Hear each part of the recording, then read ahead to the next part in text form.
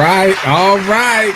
Welcome to the Golf Locker Room, episode 10. What up, Trish? What up? What's How up, you doing? fellas? You're Hey, back I like you can't never call it. left. Yes. That's right. We give you a little theme music. And of course,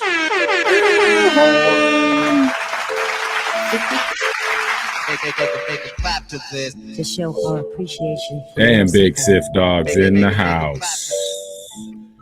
All right. Enough with the stuff. We're going to do it all. All right, you guys. I am MannyUp. This is Trish and Big Sif Dog. All right, let's get it going. Welcome to the Golf Locker Room. What we gonna do today? We got a big show. Huge, we got a man. Big show today. We got a big show today.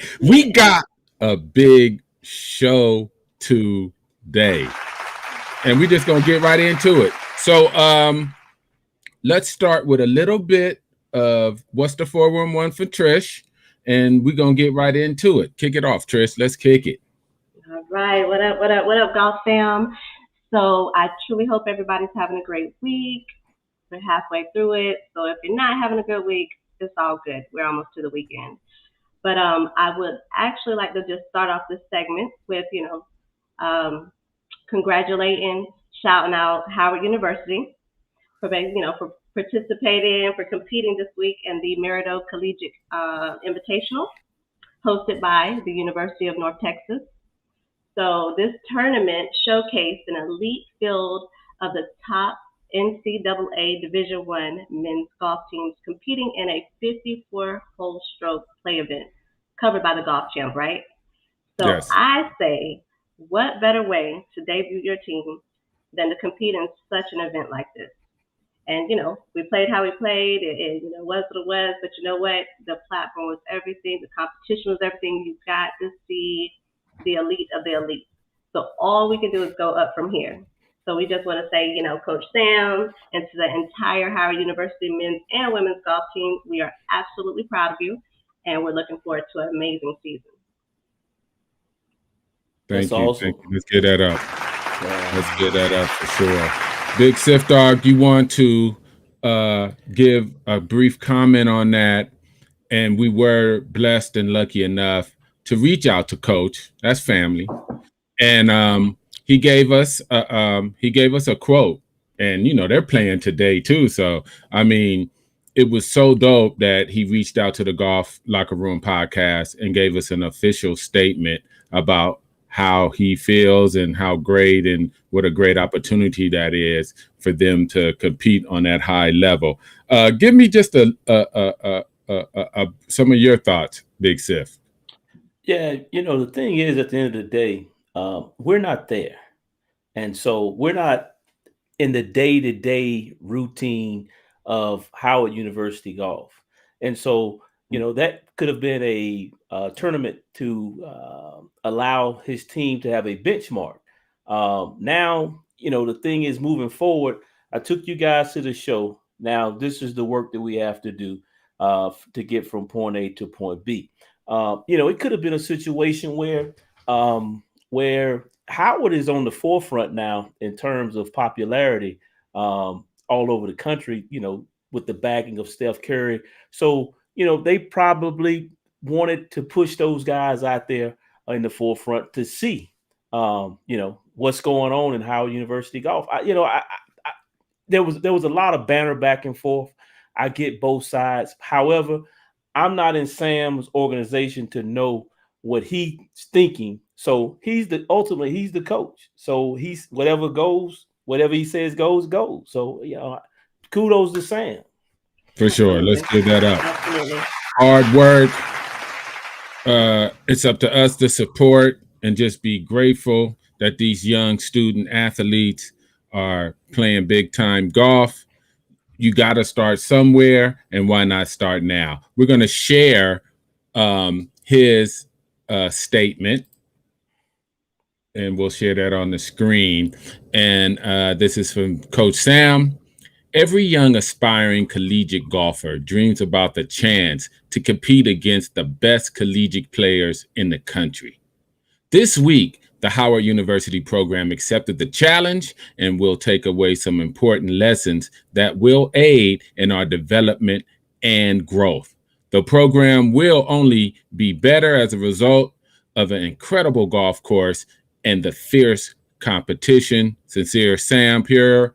And thank you, Coach, for giving us that, showing us insight. We're just so excited for you guys and very happy. And you get some claps and some air horns.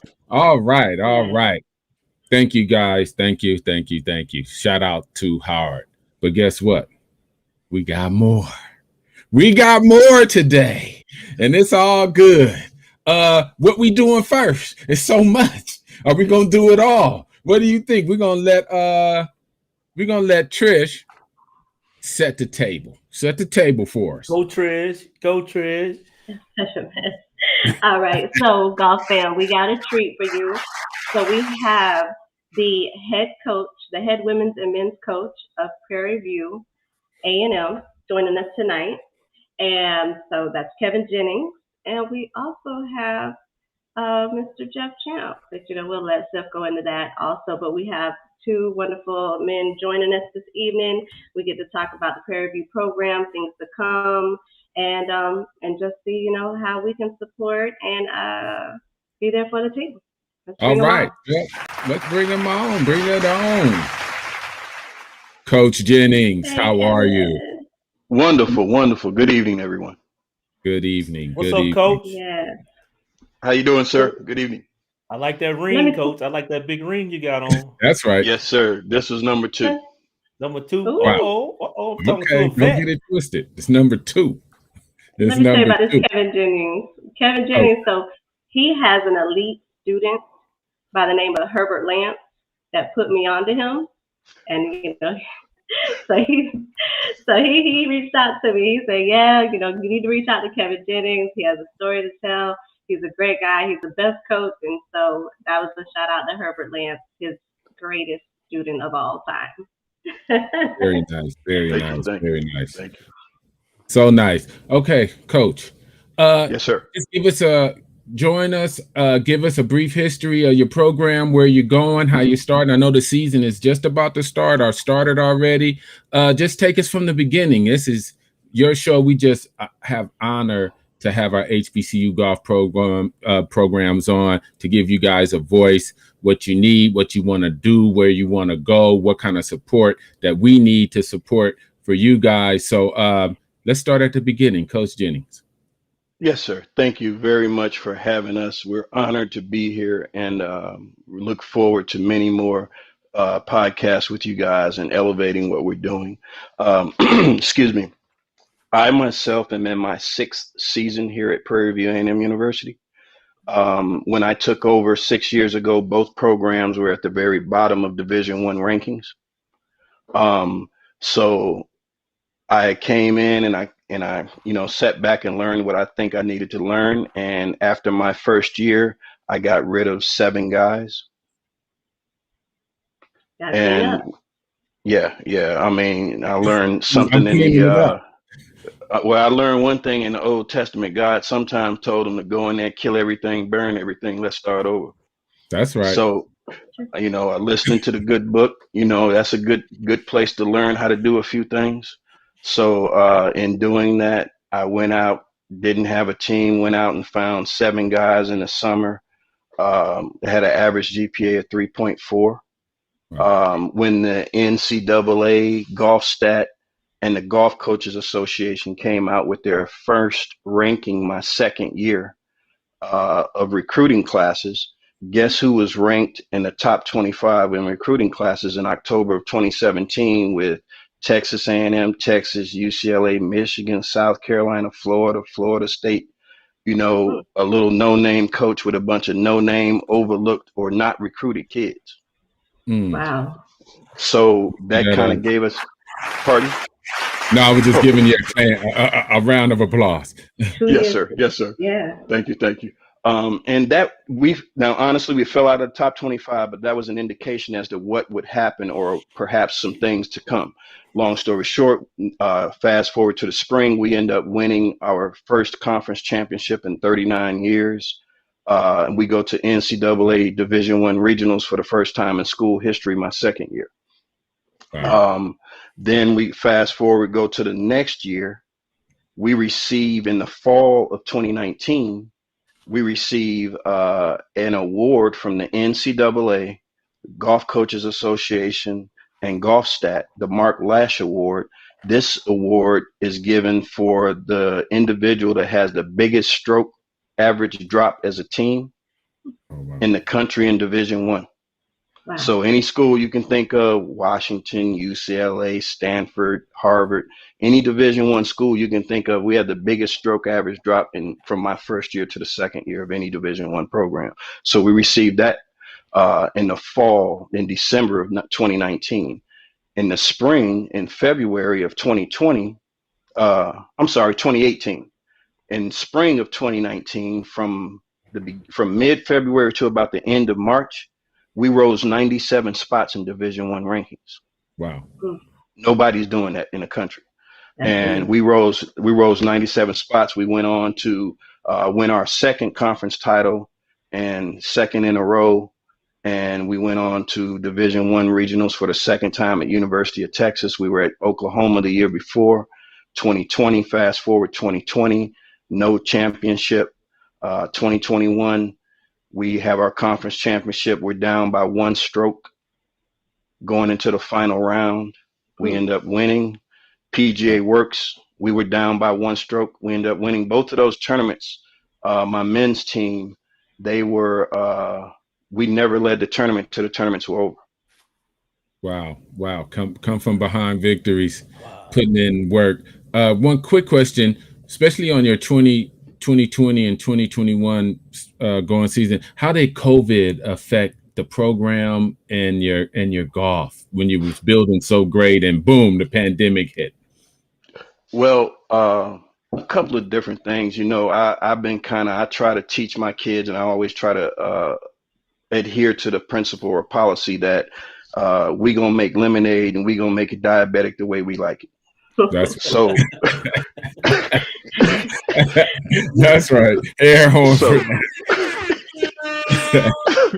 So we don't want that tartness. We don't mind a little bit, but we want to feel that back end sweet. So basically, I knew going in to me that the most important thing was going to be this. So I spent a lot of time, as I always do, talking to my kids, individually, in groups, as a unit, as a team, both teams. I spent a lot of time talking, and I knew going in that was going to be important. Their approach from the beginning, their mental approach, how they see things. So again, I knew that I kept telling them, I got a good feeling about this year, as in, in 2020, even though we weren't able to do everything we wanted, but we were able to get back into some things last year. And I kept telling them I got a good feeling. Oh, and by the way, that first year we won, and the second year the women finished third both years. That's the highest they ever finished in the history of the program. And last year they finished second. Wow. Shout out to the ladies. Wow. Shout out. And so what do you owe that to? Coach? What do I owe that to, you say? Yeah. What is the successes? I mean, in 1 year, 2 years, what do you owe that success to? A few different things, to be honest. I'm very different. The more you guys talk to me or get to know me, people will tell you. Herb will tell you. Herb is one of my clients. I've been teaching golf, you guys, for over 25 years. I've taught with and under Jeff Jones, who's been featured on the Golf Channel 6 times. I worked for the #1 instructor in the state of Tennessee, top 50 in the country, Rob Akins, for 3 years.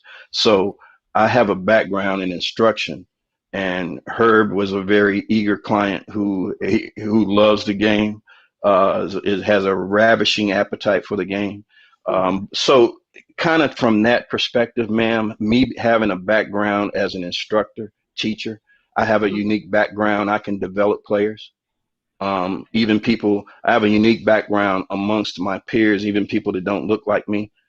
Some coaches just recruit talent, and some people can't develop players. I've been blessed with the unique ability to assess what people are doing and figure out different ways, whether it be mechanically, technically, mentally, strategically, physically, spiritually. It's all different kinds of ways you can enhance and affect, and then mechanically, and mechanically with fittings. There's all kind of knowledge that I've been blessed to come across, and still I have more to learn, much more to learn. So I kind of, just like I say, ma'am, I have a different system when they play. I have them keeping certain stats a certain way. I have them practicing I'm very different with the way I go about things. So Okay. Very nice, very nice. We just love to hear the people that's on the ground doing blood, sweat, and tears with these great student athletes, putting them in a position to win. Big Sif. Do we want to bring in Jeff, or do we want to continue? What do you think? We can bring in Jeff, but I had a question for Kevin. You can bring in Jeff. I have a question for Kevin. Please bring in Mr. Champ. Yeah, there goes Mr. Champ is in the house. He's looking good. He's got As it together. always. We're gonna give him something. We just honored to have Mr. Champ in the house. Thank you so much. He's drinking that delicious Napa wine. That delicious Napa wine, and just blessings that you're here. All right, Big Stiff. That's his own wine, man. Oh, okay. Oh, well, Yeah, see, there we go. That's and nice. Let's get some up and some wine. Yeah, sir. And we'll talk about Jeff's wine, which is not on the market as of yet, but it's coming soon. We'll get into that here later on the show. But the question I had for Kevin is that I appreciate you having I call it the Jimmy Johnson effect. And the Jimmy Johnson effect is you go into a program, you assess the program, and you tell off the bat what needs to be eviscerated. See, a lot of people don't have the courage to do what you did to go into a program and say, okay, these guys are not getting it done, and we need to get to the next level. And so I hope all the young people are watching this, because what people fail to understand is a scholarship is year to year. It's a contractual agreement. And so a lot of times people think, well, I'm on a full scholarship. That's a 4 year. No, it's not. A coach can dismiss you at the end of that contractual agreement.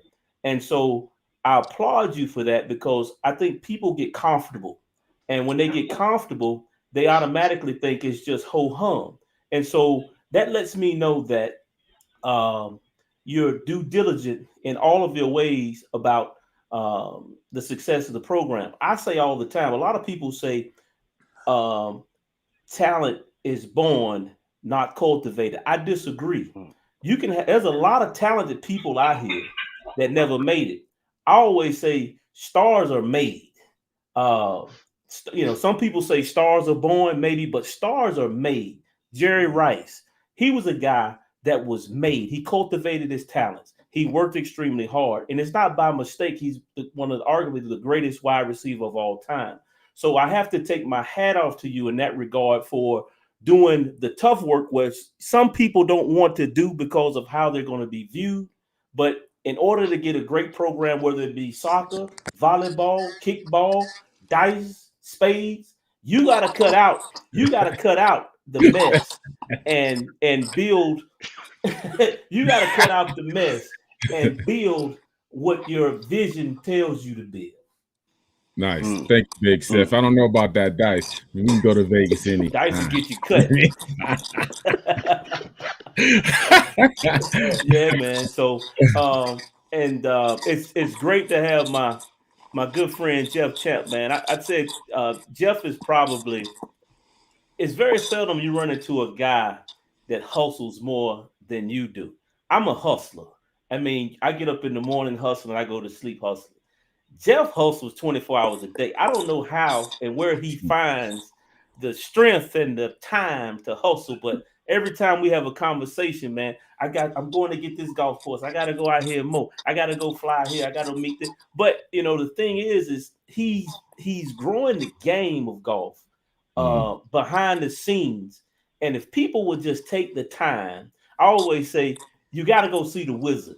The Wizard of Oz, the Wiz. You got to go see the wizard if you want to click your heels twice and get back home. And Jeff is the wizard, in my opinion, in this field as it relates to junior golf. He's been there, done that. His son is the byproduct. So I think a lot of people need to pay attention about the process. Very nice. Very nice. Trish? No, so I wanted to get back to Kevin and ask him, so, we have the program coming up. And do you have any big things coming down the line? Any plans that you have for your team or for the program or the conference in the near future that you could speak of?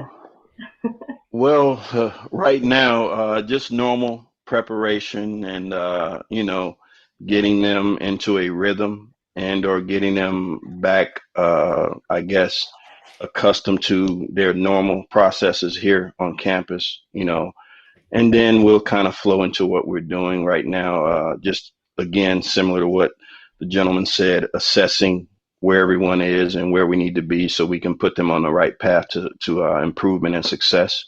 But we may have some things, coming down the pipeline here shortly we can talk about. Right now, we're just in the process of keep making sure we get things in order, so to speak. Love it. Love it. Yes, nice. Okay, so we're gonna I want to Trish, let's go early and ask our questions we ask all our HBCUs. Oh, absolutely. I prepped Kevin for this. You ready, Kevin? You gave him the C code? Yes. Yeah. So no, I wanted to ask, and we asked all our coaches, all our teams that come on, in a perfect world, minus money, because everybody can use some money, but aside from money, what would be the top 3 things or top 3 asks that you would ask to make to benefit your program? Well, one of the top things for us, and you have Jeff on here now, that was so beneficial for us is to have someone assist us in moving our scholarships, in a positive direction, or moving what we can do to transform and change the lives of a young individual and their families forever. That impact through Jeff and the Cameron Champ Scholarship, Chevron, we've been able to establish a scholarship. So that's got to be one of the number one things, moving towards continuing to elevate what they have done and or strengthening that scholarship within our program is motivating to me, and attempting to figure out how we can improve that and assist them in making that better.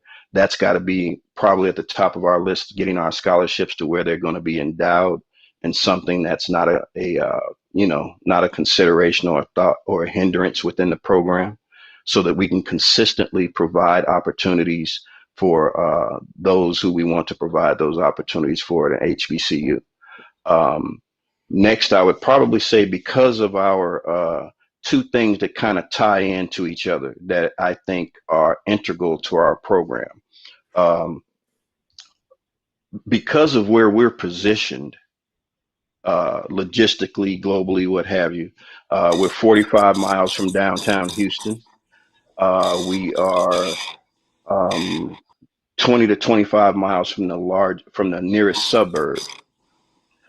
So we're a little removed from the city. However, having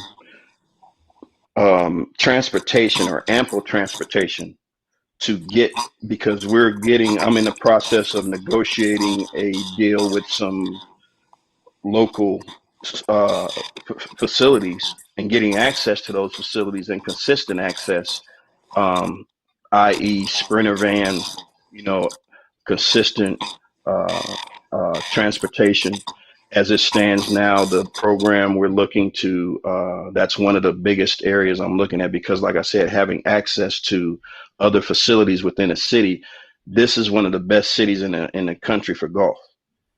And if you can't, having access to some of the best facilities literally in the country, you gotta take advantage of that. So I gotta put at the top of our list, um, sprinter vans or a sprinter van so that we can get around and access facilities a little easier and to our tournaments, the ones that are closer. And then, like I said, kind of tying in with that is, I don't know, a lot of people may not realize, but our campus sits on almost 1,500 acres. Oh, wow. Wow. Exactly. All of us play the same game. So I'm sure your mind wonders. And you can imagine what's in the back of my mind, but having a facility, some type of facility, whether it would be even just a driving range, chipping and putting green on campus would be monumentous for our kids. I mean, it would save 15 hour driving one way to practice, Yeah. being able to do some things there right there on campus. So I would have to rank scholarships, which Jeff has been thoughtful enough to include us in their journey, transportation, and moving towards attempting to establish some type of facility there on campus for us. We're unique. We have the opportunity to build something. Yeah. So having said that, that's probably the three that I would say. I mean, each HBCU's needs are going to be different. I would say that's how I would rank mine. Very nice. Very All nice. right. All right. And so I'm sorry. No, Trish. No, and I was going to say, and that's obviously all attainable. I mean, we already are working on the scholarship with the Champ Foundation, and everybody. So it's obviously all three of those asks are not too far fetched. They're very attainable. So we just got to figure out how to make that happen. Very nice. Yes. Very nice. Very nice. And exactly. And, to give voice to the needs, to give voice to the work that's already being put in and the work that's going to be put in is only going to help us and help minority golf push forward. Big Stiff, you have anything? Nah, man, Kevin, you've been outstanding, man. It's kind of build off the same block, man. It's just good. It's good to see someone who's not afraid and has the courage to do the necessary things for the greater good of the program. I mean, you laugh and jest, but I'm serious, man. You're an anomaly because a lot of cats are afraid to come in and make that adjustment based on how they're going to be perceived, based on parental cats coming at you. But I'm one of them guys. If you're not getting it done, then I got to find a way to get it done for the greater good of the program. And obviously, your potion, your remedy, your antidote is working, man. It's working. You just don't climb to the top by doing something that someone else did. You had a plan of action. You went in there, implemented your plan, and it's not by mistake to where you are today. Thank you. All right. Coach. Keep up the great work. All right, Big Sif. Thank you much. Okay, let's get to Mr. Champ. He's putting that work in abundantly. I'm going to let you go for it too, Big Sif. That's your bud. So let's make it happen. Yeah, man. Jeff and I connected, man, a couple of years ago. And, I don't believe in spook angels, flying around. I believe in real life angels. When you have the same energy and spirit, you connect.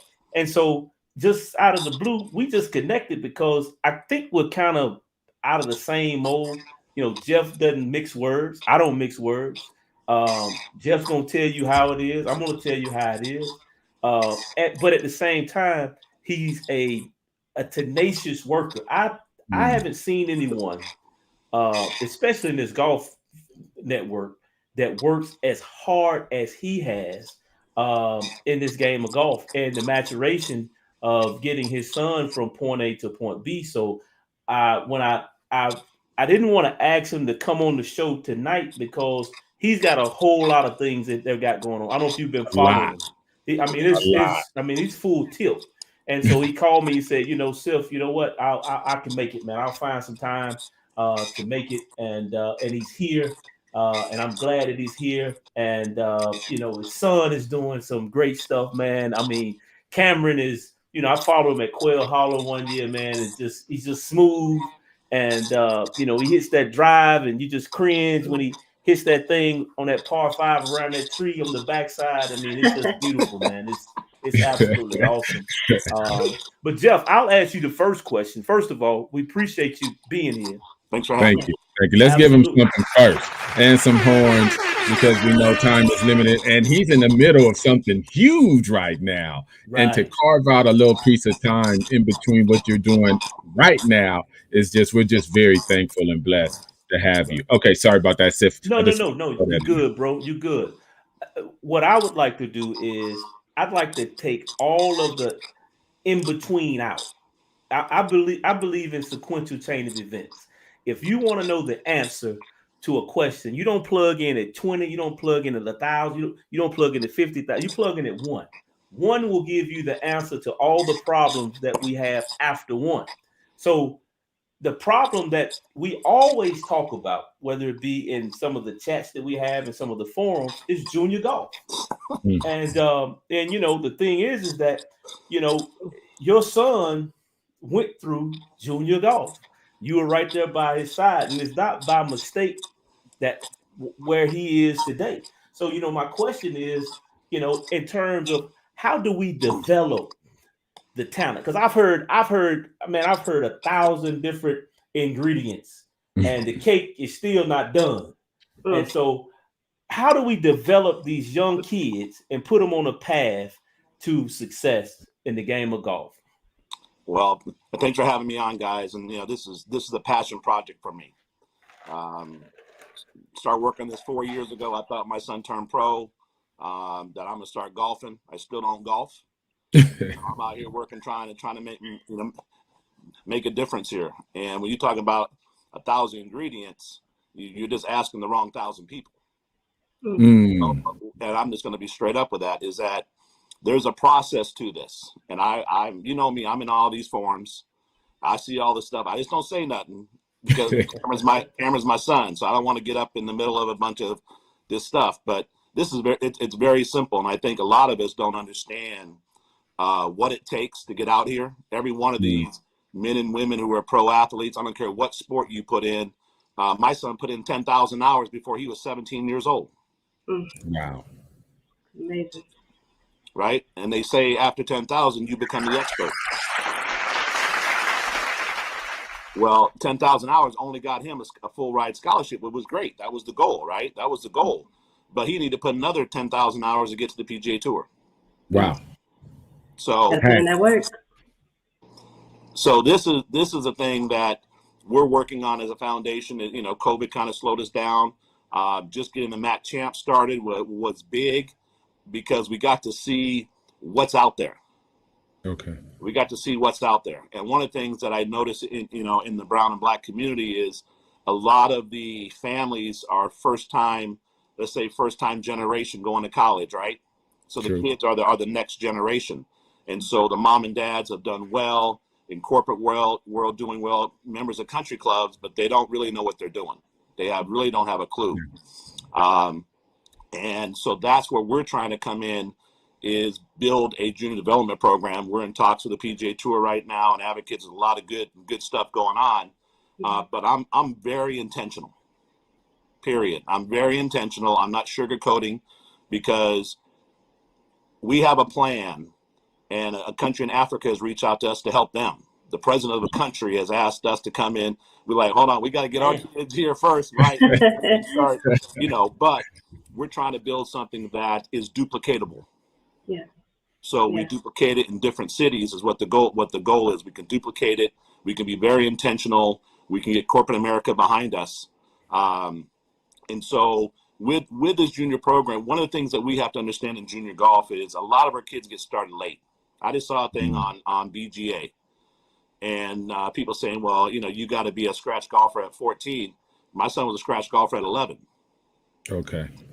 Okay. So you got to start early. He started hitting golf ball. He played in tournaments at 5 years old.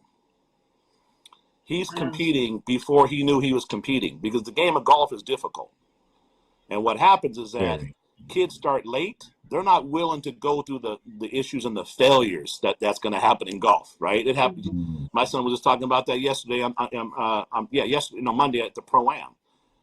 You continue to fail, you're only going to win. Maybe some guys have made $40 million and hasn't won in 17 years. Wow. Think about that, right? You continue to fail. Yeah. And so we have a platform. We have what we're trying to accomplish. We have it all put together. One of the things that we also are building is a teaching curriculum, okay, to where we have a certain way of developing kids. And so as we're going to work with PGA management programs, bring kids from college into our program, then they come and work for us. And then at some point we find them a position somewhere, but they're kind of teaching our philosophy. So that way our philosophy is the same all around the country. Yeah. So I know there's a lot of good coaches out there, but I took my son and my family sacrifice to get our son to where he's at today. I mean, up until 11 months ago, we were living in the neighborhood, gangbangers 2 doors down, helicopter flying over the house every night. That's just, it's what it was. So my son can go play at a country club, but then he coming right back home to a 3-bedroom, 1-bath house. Yeah. Now, humble beginning. How many of these parents are going to sacrifice like that? Exactly. I always ask this question. I saw it on BGA. How many of all these guys that are playing golf every weekend would give up their money playing golf to put into their child? Come on. You preaching now, brother. You preach. Come on. Yeah. So I tell people, they ask me all the time, how often I play golf? 3 times a year. I'm a member at 2 country clubs, honorary membership. I can go play every day and I don't play. Because do I want to start playing? Yes. But my passion is to make a difference. 20 years from now, I don't want us to be in the same place we are today. Yeah. Yeah. And part of this probably drives me because of my father. Part of this drives me, because of my dad. My dad grew up in the South. Brother, he couldn't play golf. Him and his brother, his mom ironed clothes for the white lady. Him and his 2 brothers went and go caddy and made more money than his parents. I like to say this one thing real quick about caddying back in the days. My dad used to ask his older brothers, like, why you got more money? Why you be bringing more money home all the time when you caddying? He goes, brother, you got to hustle up there. And when that ball's in the rough, you got to kick it back in the fairway. if you go for wins, they don't kick you more. I got to share that story. I got to share that story. But, it's very passionate. It's different doing it from somebody who comes from wealth. I know, I trust me, we've been playing against this for forever. And the one thing I want to tell, especially Black folks, is that we're not competing against ourselves. We're competing against a Jordan Spieth. We're competing against the parents that have all the money in the world that puts their kids in AJGA at 12 years old. Okay, we don't have to play AJGA. Okay, what we do have to do is always play against somebody better than our kids. So when my son was 9 years old, we were playing tournaments, and we fought the system because they didn't want a 9-year-old to play with 12 and 13. But he was already beating everybody at his age. So instead of traveling around California, we just go play up a division and play against 12 and 13-year-olds and spend $35 and go back to the bedroom. Because you got to save that money for later on, if there is any money later on. So there's, so we have a thing that we're working on. We hope to even launch a junior tour. When you think how much junior, some of these junior tournaments cost, we're thinking about getting in the game and partner with AJGA. I tell you right now, AJGA has stepped up big time, and they continue to step up big time. We've been working with them this past year. If you look at the Mariah Stackhouse Invitational, we have 4 Black girls in the tournament this year. Yeah. Wow. And the conversation with me and them goes back. They've been around 40 years, and prior to this year, I bet you they didn't have 15 Black girls ever in their invitationals. We had 4 this year in one invitational. So everybody is starting to make a starting to work with us, but we have to build trust with each other. Right. That's the key. That's the key. We can't let some cats get up in this space and act the fools. I'm just gonna be straight up. Okay. We know what's going on. We have to be very intentional and make sure that everybody that's in this space is really trying to make a difference. And I tell people, I still haven't paid myself. I built a foundation. We almost got $1 million in a bank account now. Now we just brought on somebody from the First Team National Office. So as I say, I made a power move. There's somebody at the First Team National Office that cares about our kids just as much as we care about our kids. And we just brought him on. His name is Ryan Wilson. He lives in Durham, North Carolina. So yeah, we're linking up. I spoke to Ryan. We're gonna link up. Yeah. So bringing him on now is going to help the implementation of all the stuff we want to do. Because my passion, I just like to raise money. Hey, I like to raise money. That's the gas. That's the gas to the engine. I raise money. I'm gonna be talking to some sponsors tonight, and and trust me, I name drop. I name drop my son a lot. As you should. As you should. Get them on that wine. Nothing wrong with that. Nothing wrong with it. I think you guys can feel the passion. I mean, I can go for this for 2 hours, but I also want to, talk about, Prairie a little bit, and the relationship there and how it came about, because we love all schools. Yes. But the Prairie thing came about my dad. My dad went to Booker T. Washington Color School, and small town outside of Columbus, Texas. We say Columbus because that's a small town, but my dad was just outside of it in a small town. We're talking about country. And so, one of the gentleman, Mr. Powell, Principal Powell, who used to have that paddle, my dad said, had that paddle with them open holes in it. He graduated. Him and his wife graduated from Prairie and came back and started a school, which started helping educate all the black kids in this farming community. Wow. And so my dad always wanted to go to Prairie. And then Vietnam War kind of stuff got going on, and his older brother said, "Man, you need to get go into service." So he went in the Air Force, and it changed his life. It changed his life. I remember my dad, he didn't like white people. I tell people all the time, growing up in a little town of 2,000 people, and the sheriff owns the bank and owns a grocery store, and you know what I'm talking there, right? And that's the reason why all them towns are like that. And so he was able to get out of this town and go to Europe, and that's kind of where he met my mom, and it's a wonderful story. Yes. But the one thing the reason why he never introduced golf to me ever. I was a baseball, football, basketball player, and that's because my dad always had 2 jobs.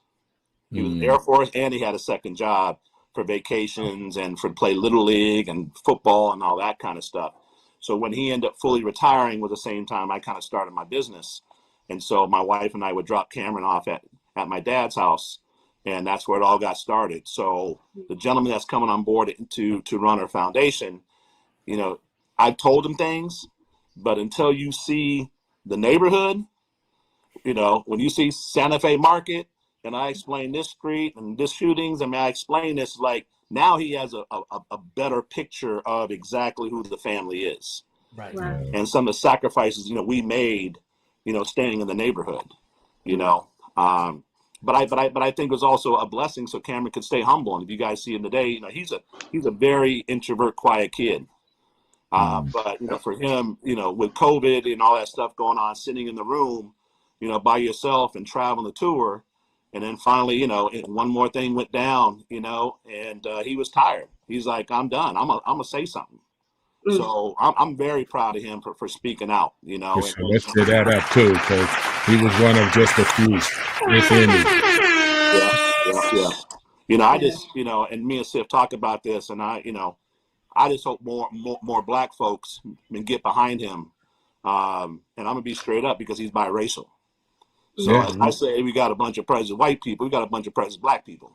Yeah. I'm always straight about that, So, I just hope that more black people, get behind him, because he's in it for the long haul. We're in it for the long haul. Right. Yeah.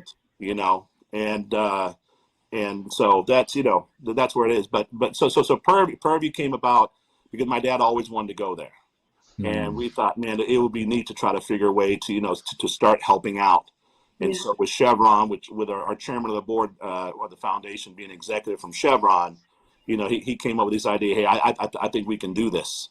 And so we were able to, give some scholarships to a boy and girl each year. We're starting to implement that now. And then the PGA Tour came on. And so, sometimes, I feel that our foundation are kind of leading, and some people can't lead, right out in front. So we try to go do it, and then some people just kind of follow behind. Does that make sense?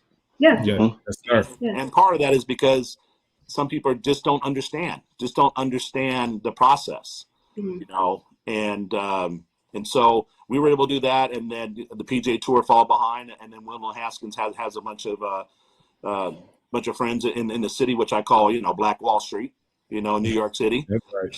So they put some money together, but this is just a start. This is just a start, and I've told Coach. I mean, I love what Coach is doing. Actually, Coach lives in the school's in a county where they call it's black cowboy of the country. That's right. Black cowboys around there than the whole country. Well, guess where Cameron Champ lives?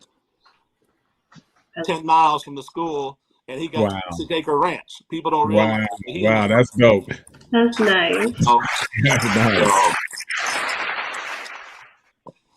But the other thing that I can keep talking about facilities and transportation. The one thing that I'm going to say, because coaches can't say it, but this is what's going on in HBCU schools, especially in the golf space. But it can be all athletics, and this is what you don't see in the other institutions. If I'm a coach at an HBCU school, and I got a relationship with Coca-Cola, right? I come along a relationship with Coca-Cola, but Coca-Cola has a relationship with the president. These coaches can't go ask Coca-Cola for money because the president wants the money to go to the school. I said that, no other coaches said that. I said it. That's real. Okay, that's real. Yeah. That doesn't happen. When I look at Texas A&M, and I know the gentleman who built their facilities, a $4 million facility. Wow. They got hitting bays. They got $100,000 transportation thing. They fly on private jets. Whoa. Think about that.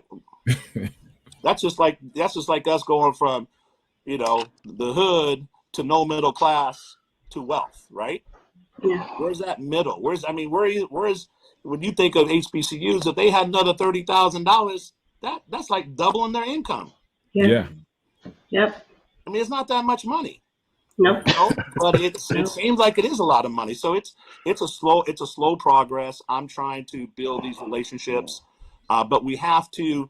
This process is going to take 4 or 5 years. Okay. 4 or 5 years, you're going to see HBCUs really stepping up.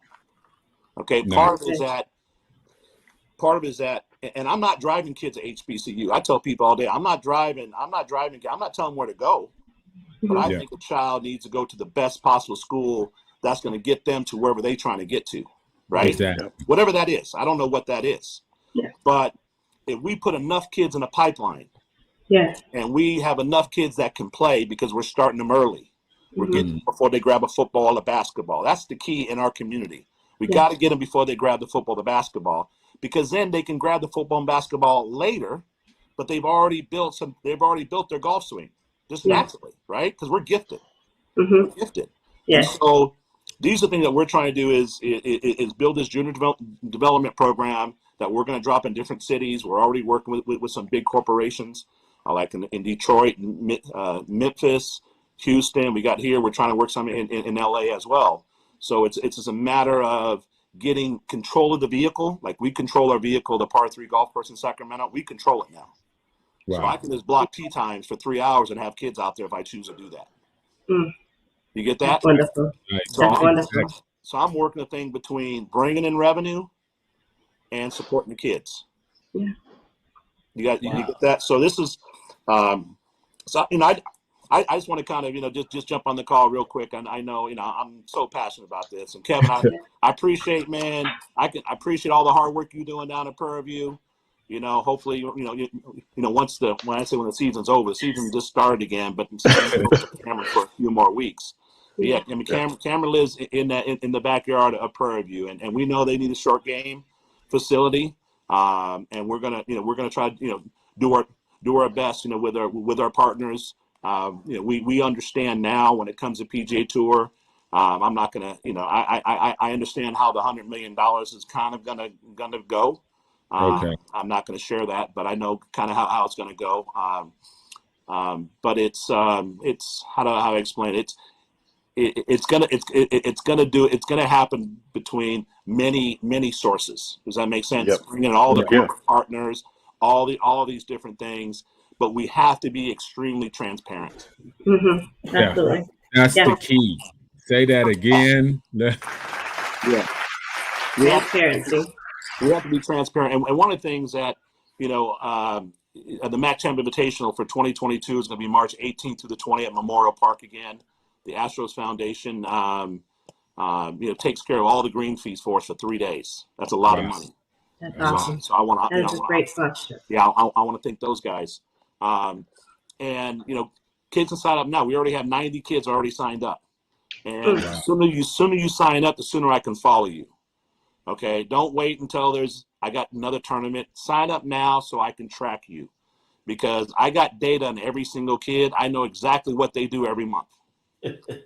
I see progress. I see no progress. I see a kid that has the same scoring differential 4 months straight. That tells me they're not playing. Well, why do I want to invite them to the MACK Champ if they're not putting their effort in? Yeah. I'd rather see a kid who's not as good, who's putting the effort in, than a kid who's just kind of going through the motions. Hey, Jeff. Yes, sir. Preach. Hey, hey, guys. The wild part is when I talk to Jeff runs these numbers down to me, man. When I was talking to Coach Rice, when we had Coach Rice on, and I said, man, you probably get all your intel from Jeff. I said, but Jeff runs these numbers down to me, man. He's not looking on a sheet of paper. I mean, he knows every kid out there. Jeff, who are the top tier kids for 2022? So when I say 2022, I would rather say who are the top kids going down to 12-year-olds. Damn. Okay. Because when I look at kids right now, and I'm looking at what we have four boys who can really play. Okay. There's 33 million black folks in this country. Okay. We got 4 boys who can really play, who are older.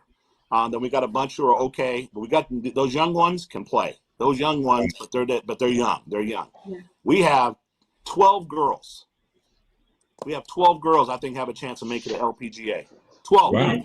That's still phenomenal. You got to build a pool. You got to build a think pool. about that. Where does that come from? Well, that's because the girls don't have football to play. You see what I mean? So that's why the girls are way ahead of the boys right now.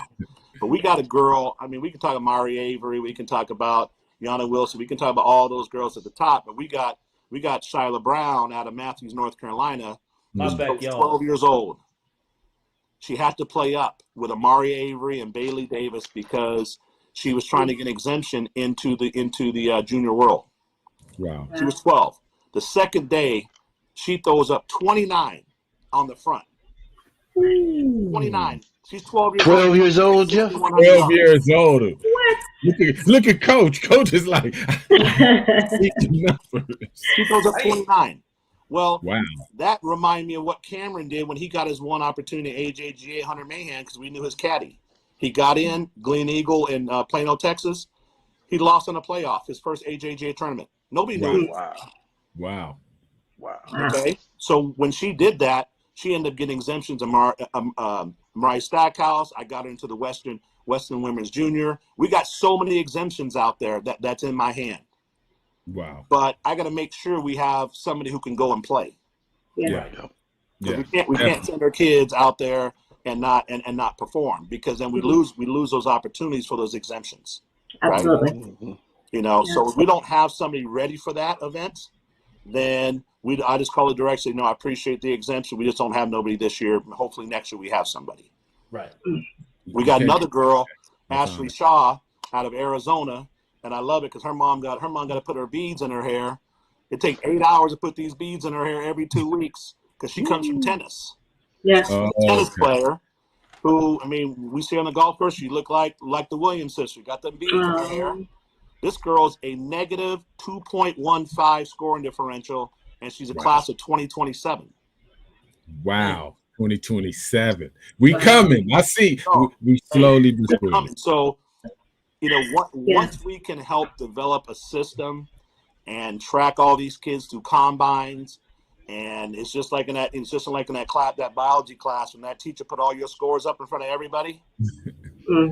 We're going to be doing that in this country. So nice. if you're gonna put in the time, you're gonna be at the top, and if you don't, your score is gonna be at the bottom. That's right. Math is the truth. Math is the truth. Love it. And so, and then the other thing is we have to know when kids are 20, 22, 23, 24, all the way down to 2030, is what does the number one player look like in the country? What are they shooting? What's the 10th best player shooting, and what's the 25th? I'm talking in the class, right? Yeah. And sometimes I don't really use the scores of the Asian kids because we're not Asian.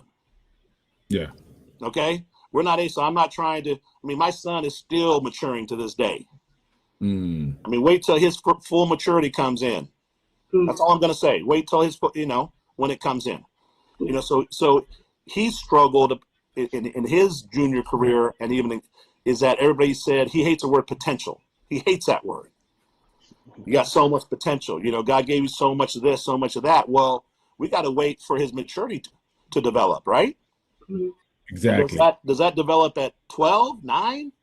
Or does that develop at 30? Or every individual is different. Yeah. But we have to see work ethic. We got to see work ethic. I know a lot of parents is, academics. I agree with academics. My son was 3.5 and he hated school. Right. But after school, we didn't do our homework first. We went to the golf course first. That's right. But he knows he got to do his homework. So there is no ands, ifs, buts about it. You're going to get your homework done. Yeah. But it's, he's always been a brand. He's been, I've treated him that way from day one. I'm like, do you want this? He goes, yeah. I said, okay, if you want it, then we're going to go get it. So when you're 12 years old and you want to hang out with your buddies, we're going golfing. Yeah. That's right. That's what it takes. Afterwards, you can go to the park and play hoop with the brothers. But, if you want this, I'll help you get it, And so, part of that comes from me being a baseball player and making a few mistakes in my life as a young man. And that's how we got into golf. It's an individual sport. Baseball, somebody controls you. So if you miss curfew like I did, somebody can send you behind home.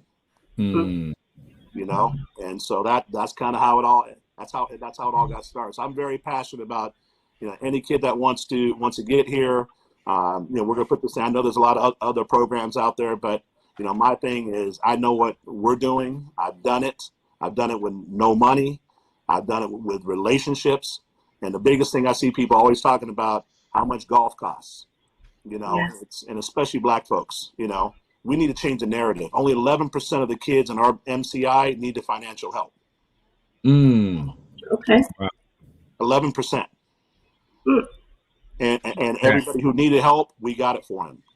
Okay. Right. So we need to need to build relationships with people. People always say it's a black-white thing. No. It's a relationship. You build relationships. Most people that have helped us, 99% of people that have helped us, we don't vote for the same president. You hear what I said? Exactly. 99% of the people that helped us. So you know exactly where I'm going there. Absolutely. And so as I'm trying to raise money for what we're doing, I talk in a certain manner that, I'm talking about, trying to slow down welfare, trying to get our kids to tech schools, trying to do all this stuff, right? And so I'm talking their language because they tired of paying all them taxes, right? So I know how to go get that money. And so these are things that, as we build a national team that we're working on right now, which we'll help take care of all that stuff. AJJ's involved. PG Tour and us are doing some thing, advocates, so there's a lot of good stuff coming in this pipeline. Our kids got to go to work. Yeah. That's it. Yeah. Our kids got to go to work. And they still got time to play hoop at the park. They do. Time to play hoop. They do. Jeff, Getting it. just Amazing. thank you so much for enlightening us and actually putting the boots in the ground and paving out an outline and a program that we can follow. You know, it's a lot of conjecture and talking and guessing. We need the experts like you that's actually done it, Coach Jennings, the other HBCU coaches. And I'm just glad that we get to have you on so we don't get, you know, like you said, we're in the Facebook chat rooms. People conjecture this and that. I just like to hear from the people that's doing it with the blood, sweat, and tears. And I'm gonna take your facts, and those are just gonna be my facts because I want to let the experts teach us on at least our small little platform so we can put out real 100% information from you, Jeff Champ and Coach Jennings. So I just thank you for coming on. Thank you, Coach, for coming on. Big Sif, I know you got something to say.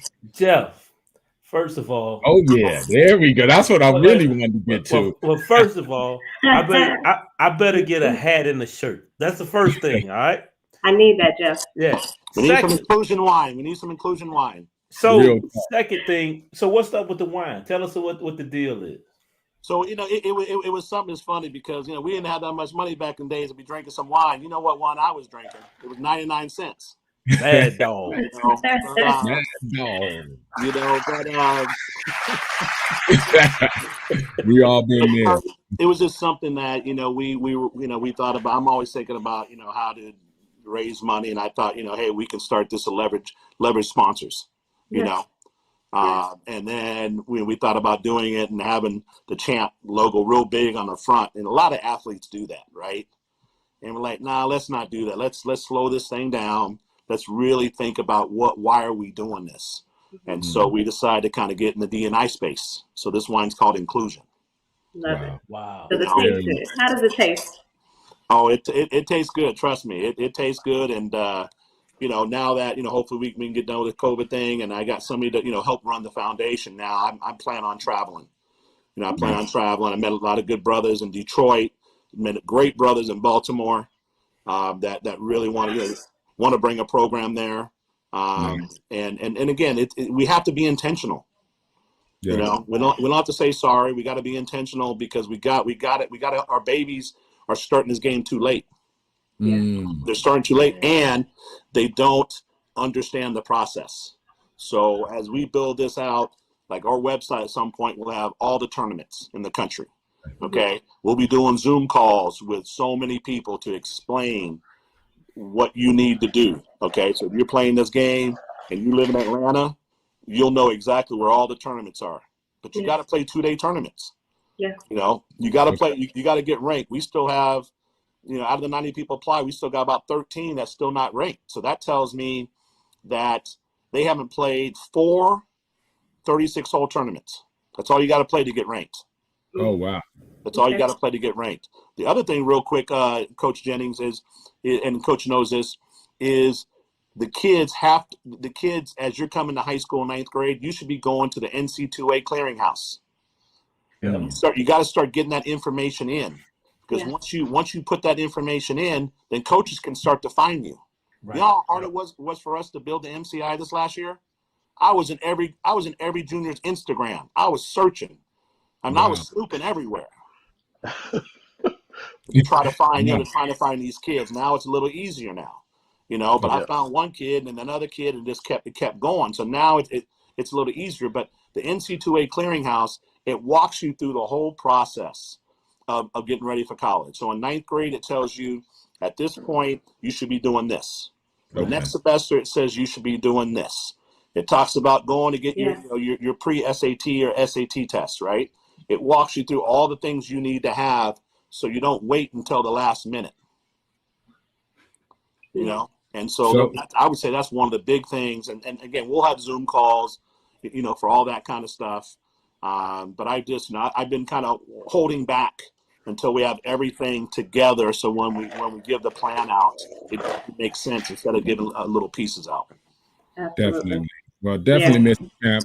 You know, our platform is your platform also. We'll just be promoting and leading these parents to the right direction. Yeah. And so that's the key. I think our people are ready. more ready than before, but they want to outline. They want something real. They don't want conjecture. They don't want to guess. They don't want to spend good money after bad. They want to be like, this is the plan. This is how you do it. It's up to you and the kids to put in the work, and something's going to come of it. Follow the outline. And I think we'll get more participation. And the last thing I want to say is, when you're looking for coaches, I don't care what color the coach is, right? You know, when I was hoping to hire a brother or a sister to run our foundation, it just didn't happen, right? I hired a blonde, blue-eyed kid, right? But I'm going for the best person possible who has passion.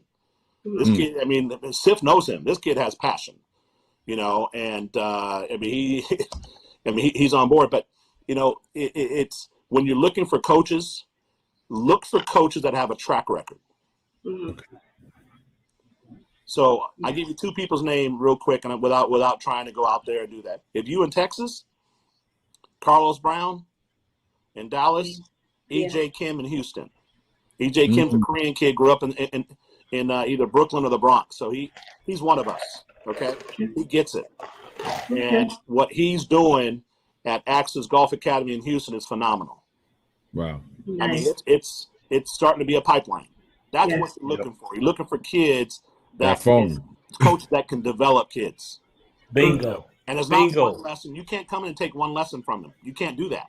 Yes. It's a monthly program, and I keep telling him you got to raise your prices. But because of where he grew up, not with a lot, he goes, man, I'm not going to do it, right? And so, and there's other schools, but I just want to bring like two of those up right now, like in Texas. And there's other great coaches out there. But we're trying to network. We're trying to see what coaches out there we can network with, and make sure that we're on the same page. Yeah, because see, the thing is, stars aren't born. Stars are made.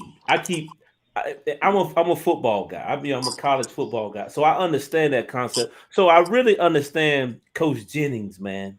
I mean, he's developing talent. And if you can't cut the mustard, then you got to go. I mean, and that looks foreign to some people, man, because Coach Jennings ain't worth a damn. He did if you can't cut the mustard, you have to go. Let me explain this real quick. I like you, man. So real quick, so Coach Jennings, and you know, he didn't say this, but this is the other issue that HBCU schools have. Number one, you can say you have 4.5 scholarships. You know, you got all these different things, but not all schools have that. Actually, you know, they can have up to that. But when I think of Prairie View, Coach Jennings has to get creative. He only has so much money.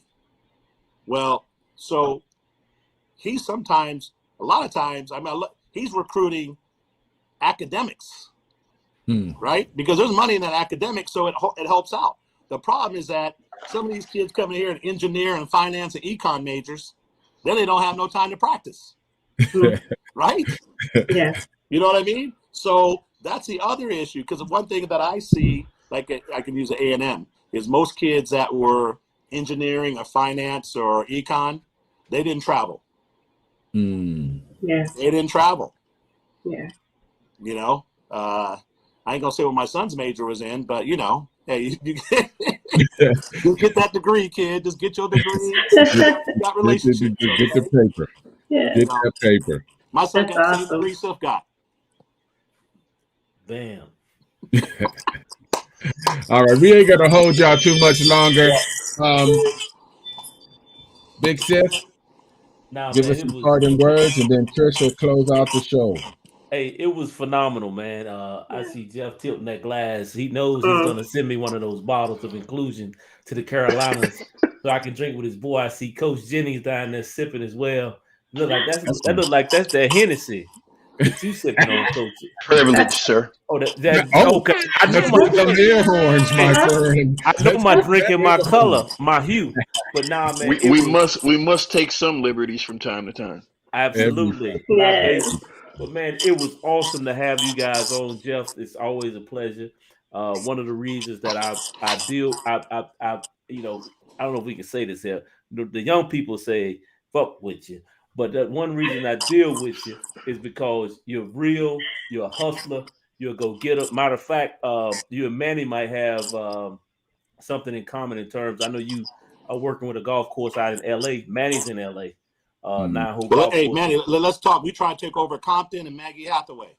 Yeah, I learned on Maggie Hathaway. That Compton 3, I done been there and played there too. So definitely we're gonna connect and I'm gonna be a tool that you can use. Yeah. Because I just love what you're doing. I love your spirit. I love your direction. And you're the expert. You know, some of I'm us not saying that. I got leaders. experience. I'm not the expert. I got experience. Oh, I love the experience. And Kevin, make sure we get your schedule. Make sure you get your schedule to Manny. definitely. And we'll put it in. So we'll follow. And that's what we try to do. Shine light on the program. Shine light on those scores, what we're doing great, what we're doing wrong. Big Trish. All right. So, Kevin, it was an absolute pleasure to have you on. I hear everything that you touch turns to platinum, so we're looking to see this program turn into platinum.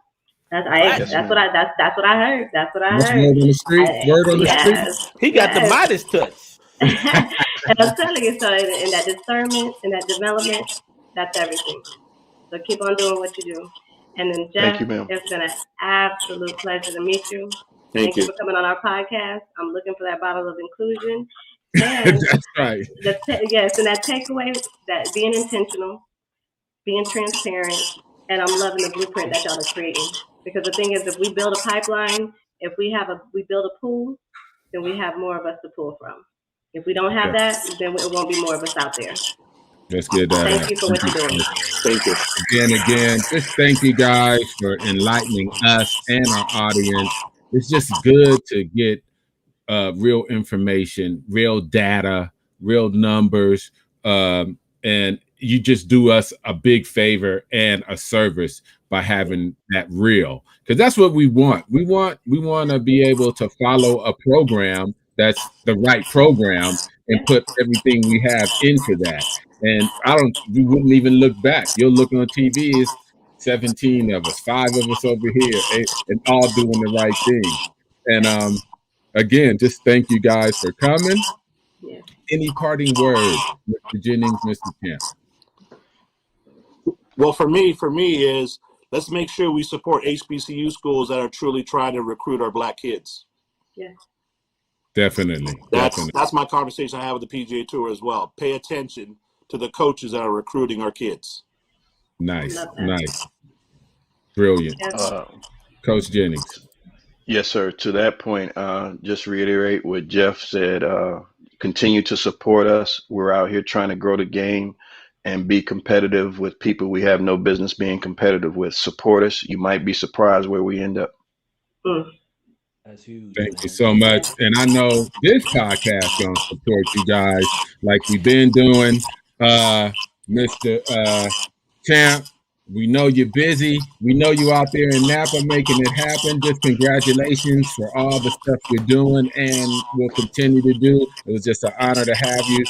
Spare out a little bit of time in your busy week. And Coach, again, thank you for doing what you're doing. Getting to these scholar athletes is nothing more. That's God's work. You know that. That is God's work. So let's give that up. Yeah. And with that, guess what? We out. Thank you guys again. Thank audience for tuning in. We will see you next Wednesday, all podcast platforms.